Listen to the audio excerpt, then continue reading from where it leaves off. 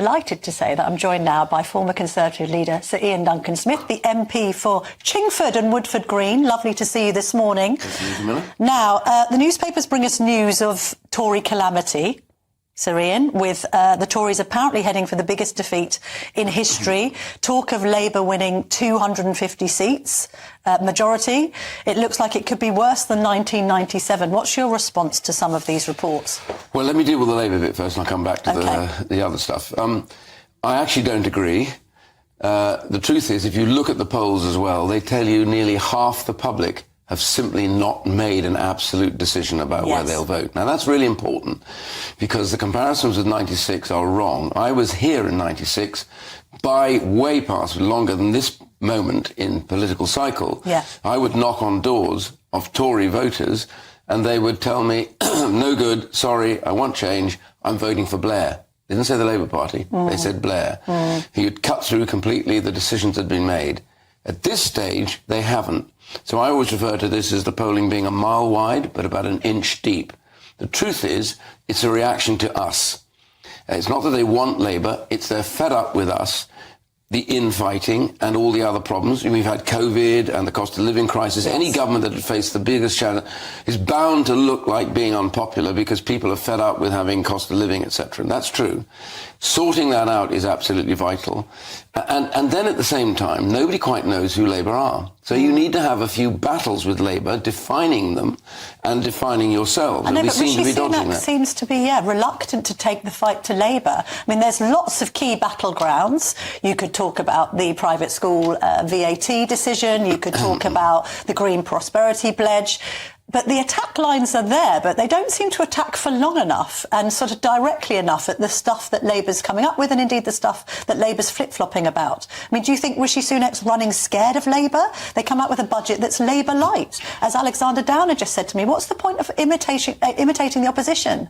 Well, I agree. So here's what they should do. There are 3 or 4 issues that are very critical to defining us and defining Labour.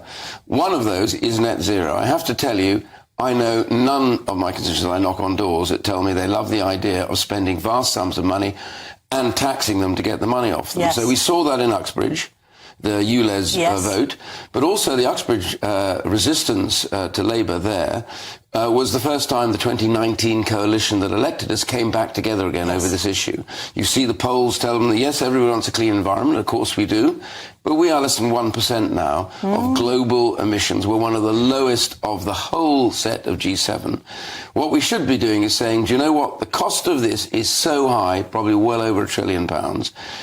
They don't want it. So when you see polls, they say, yes, keen on that, but not going to pay another penny towards this. And I think we need to say, stop the rush, try and get this sorted so the public can actually agree and believe with where we are. Now, Labour will come to that fight because they're completely wedded to the whole rush to net zero, the 28 billion, which Rishi Sunak goes on about quite rightly, that Labour pledged to spend of taxpayers' money. That had to disappear, but it's only temporary. It'll come back if they get elected. So defining them, migration, we've got the flights to Rwanda. They've got to get that bill finished and through and those off. How confident are you that you're going to see flights off to Rwanda in this term?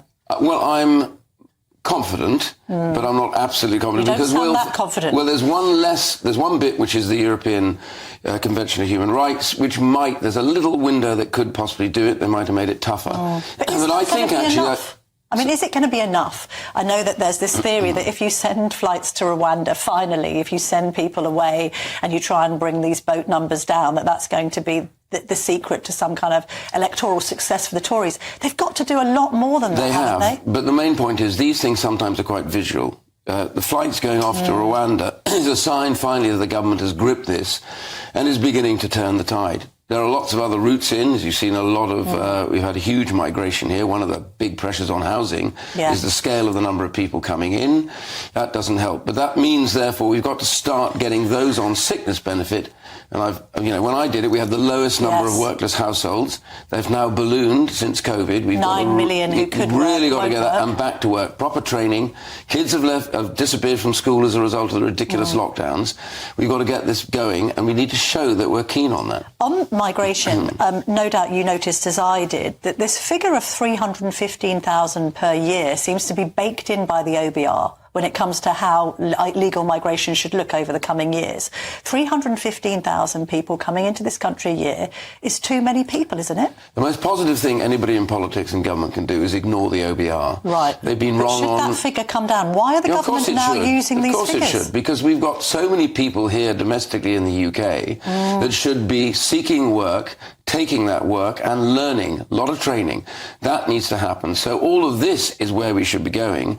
This cheap way of bringing people in just because you can't be bothered to train them, because you have to. Yes. It's like drivers. I used to have this argument with the big haulage companies. So why are you bringing all these people in from Poland when there are loads of people with driver's license that would need only 2 weeks, I did it, HGV2, to train to be an HGV? Then it's a very well-paid career, and they just didn't want to do the training side of it. So, you know, we need to stop looking for cheap short-term alternatives and start recognising the British public are worth investing in to get them back to work and trained. But people like you are making all of these great points, which I'm sure our audience would wholeheartily agree with.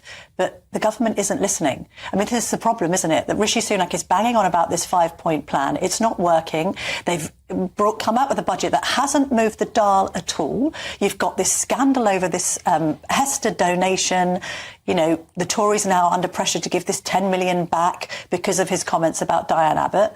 I mean, you can sympathise with the view that the Tories should give that £10 million back. I can, but they probably spent it, so it's going to be quite difficult for them. Not, what about the £5 million that's hanging in the bank? I don't understand why we want to give money back to somebody who's been so abusive and used race in an argument. Why would you give that back to him when that rewards him for having been stupid and appalling? So what I would say, if you've got any money to give back, I'd give it to charities and people that help with community cohesion and all the other stuff. That's the way to punish somebody who behaves really badly, not give the money back to him. And what's your analysis of some of these reports about Penny Mordaunt in this morning's newspapers? I mean, the right is suggesting that they could back Penny Mordaunt. Could you back Penny Mordaunt?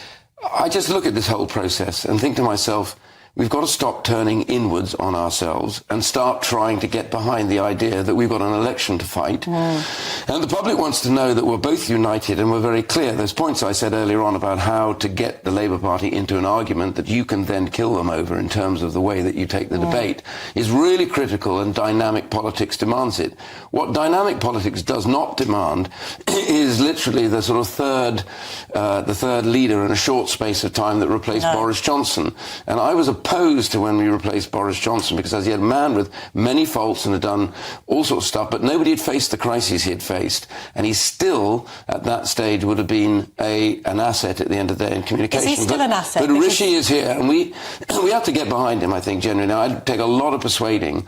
It's not a short-term process. You'd have to have a vote of confidence. Then on the back of the vote of confidence, you have to have a leadership election. The idea, you know, I'd be persuaded that you could get one person in short term. I doubt it. That will take you weeks. But then we read reports today in the Sunday Times that even Rishi Sunak thinks he might not go the distance and that he might be out by June or July. Well, the answer is we either decide that we want to get the election won or we just want to give up on it. Isn't it a damage limitation exercise now, though? I mean, get the election won. Don't you mean not lose it too badly? No, I mean, the only way you can do politics is to aim to win.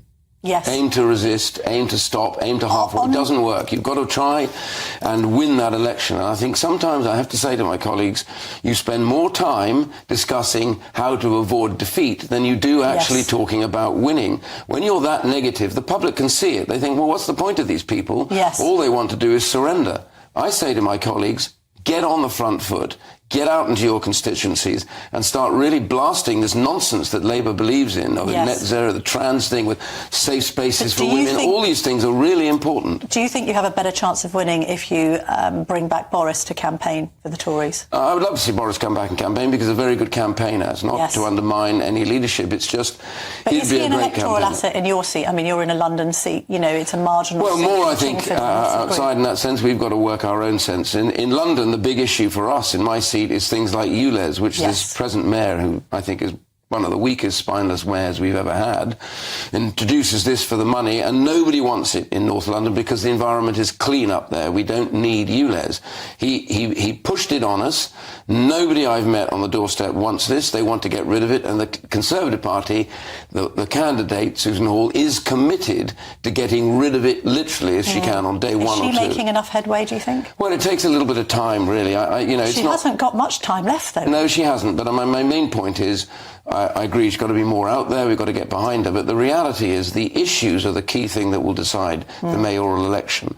I wouldn't say he's got an awful lot of character, so the reality is it's a campaign between ideas and what you will do. And London's fed up with the extra costs that he's imposed on them, the divisive nature of what he does in central London, and they want a mayor that actually says, let's get the economics of London right, because central London is very damaged post-lockdown, and he's imposed the congestion charge and the ULEZ charge for 7 days a week. People don't go to restaurants anymore and spend their money to the degree they did before in central London. We've literally got a minute left, if that, and just have a very quick chat about Russia and China. Obviously, we've had Grant Shapps seemingly under threat, but I'm wondering, I know you have been hawkish on China. Do you still think the bigger threat is coming from China than Putin? Yeah, I'm sanctioned by China because I raised the genocide of the Uyghur, and they hated that, so they sanctioned me and a few others. I take a view about China, which is China is very wealthy, and it sits at the heart of what I call this new axis of totalitarian states. So China, North Korea, Russia, Iran is very close to China, and all this stuff over Gaza was planned by Iran. Why we haven't prescribed the Iranian Revolutionary Guard Corps in London is to me an utter mystery. Two banks shoveling money out to these extremists that exist in the UK. We should stop that straight away. Sir Iain, thank you very much indeed for joining me this morning.